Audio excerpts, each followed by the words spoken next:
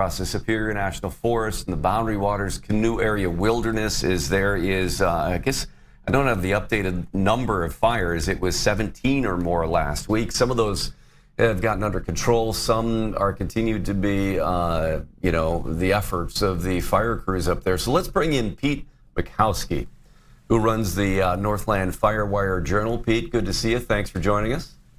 Hi, Rob. And it is a somewhat sunny day up here in Ely, but it is warm, 82 degrees. We have some brisk winds right now at 15 miles an hour. And I would imagine that is having an impact on the crews that are out battling the fires. The largest one right now is the Bear Camp Fire, which is over 30,000 acres. And then we have the campfire going on. Those are two of the biggest. But Ely suffered a blow this weekend, the community, when the Chamber of Commerce and the board of directors announced that the annual Blueberry Arts and Crafts Festival was being canceled because of safety concerns. But I can assure you, Rob, and the people of Minnesota and our friends across the border in Canada, that Ely is alive and well and is certainly open for business. And we still see a lot of tourists up here. I know that, a lot of folks are concerned when the festival, which brings in about 40,000 people every year, that's quite a blow. Plus, mentioning earlier, with the Boundary Waters being, closed down at least until Friday. Obviously, we're hoping for some rainy weather without the thunderstorms and without the lightning. But right now, that seems to be not a possibility, at least from what we're seeing. Yeah, I mean, they're talking about, cold front moving through and potentially some rain, but some wind gusts later today into the evening. I mean, what do you anticipate will be the effect of those? I mean, obviously good and bad. You need some precipitation. You don't want any more lightning, and those wind gusts that obviously can be a problem. Yeah, well, if we were putting it in order, Rob, for a forecast, it would be plenty of rain, no winds, and certainly no lightning. Winds have quite an impact. They can push the fire one way, obviously, or the other. And as you mentioned, when you have literally thousands of lightning strikes, and with these tinder dry conditions, it's just a recipe for disaster. But, we have up here, along with our federal and state and our neighbors to the north in Canada helping out, we have some 23 different fire departments from the Arrowhead region of northeastern Minnesota. And they're out there. They've been out there since this began. They get up early in the morning. Some of them drive for an hour or two.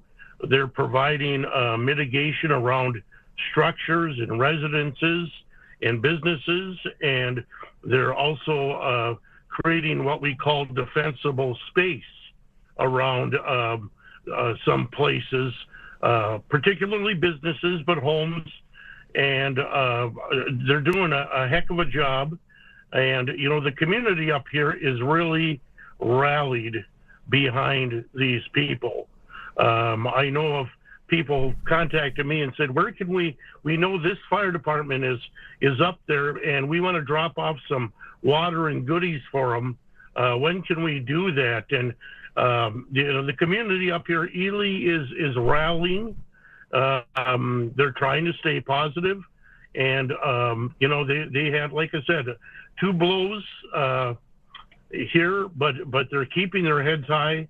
Ely, again, I want to say, Rob, Ely is open for business. Yeah, for those who maybe are, only partially familiar with the geography there, when knowing where Ely is, how would you describe how far away then some of these more concerning fires are from Ely proper? I would say that I'm guessing, the community of Winton is only like 6 miles from Ely, and there was looking at evacuations there. So it is fairly close. It's, within some of these fires, I'm going to guess 10 to 20 Okay. miles close to Ely. The Echo Trail is a major artery up to some of the northern lakes. That's a concern. I know that crews are out on that trail, mitigating where they can, creating that defensible space.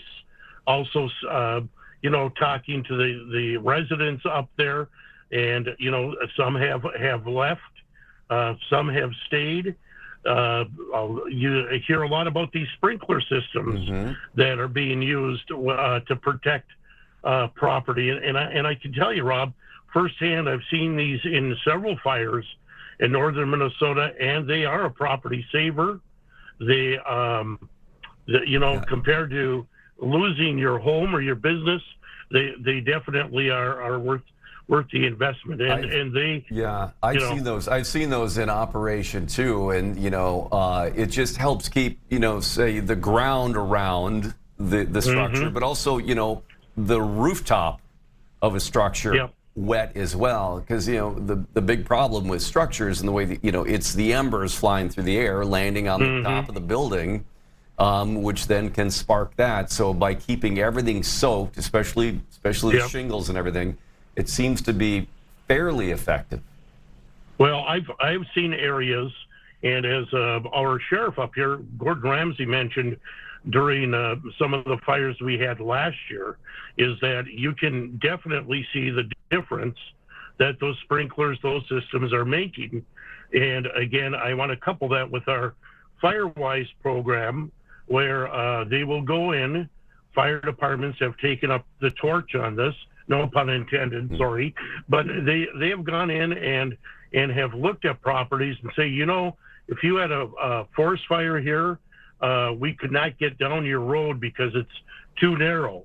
Or the one I heard earlier, a person, their cabin was ruled indefensible by the fire department and fire officials because they had their firewood piled up right next to the structure, and the recommendation is at least 30 feet. You don't want to have those fuels, because the amount of radiant heat coming off a forest fire is absolutely unbelievable, and you don't want to give it that advantage. You don't want to give it that resource. Yeah. Well, what do we, again, about 10 minutes or so away from an update from the Superior National Forest, from the Forest Service. What do you expect to hear from them? It sounds like, even though this is still a very serious event, they are feeling some optimism on, the fronts of some of these fires.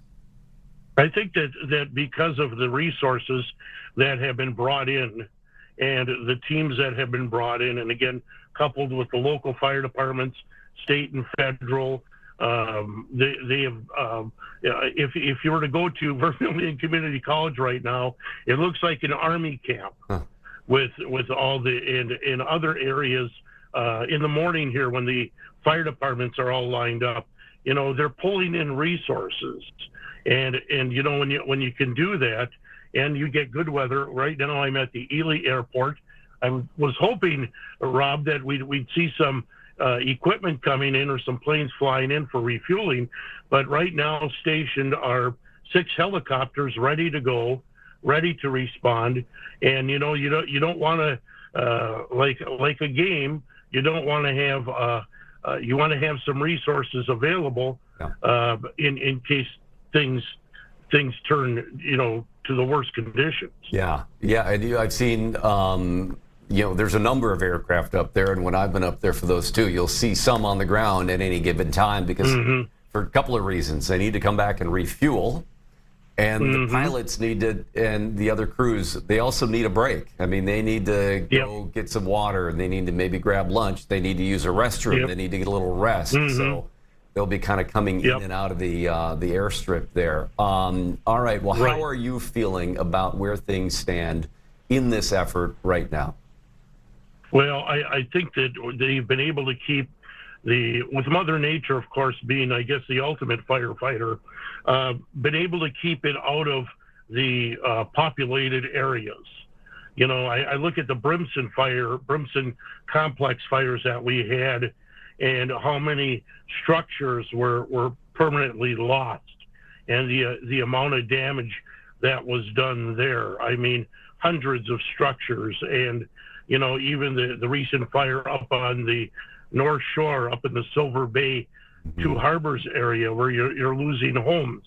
I'm not hearing a lot of that. And again, folks have to remember too, this is a wilderness area. We're not in a suburb, we're not in a metro, and the biggest population up here right now is the city of Ely, with about 4,000 some people. So it's burning in remote areas, the fires, but obviously you do have that what we call the urban interface with homes and some businesses. But again, we've got the resources are here, the people are here, the community. If you drove around this community, Rob, there are signs all over that say, "Thank you, firefighters." I know that the public is reaching out, saying, "What can we do to help these people? Do they need places to stay? Do they need food? Do they need water?" That's and I mean, that just we've always heard about Minnesota nice. I can tell you, up in rural Minnesota, we're really nice. Yeah, and you certainly see that. All right, well, we're again about 5 minutes or so away from this update from the Forest Service. Pete, thanks so much for taking time again today, and stay safe up there. Appreciate it. You bet. Thanks, All right. Rob. That's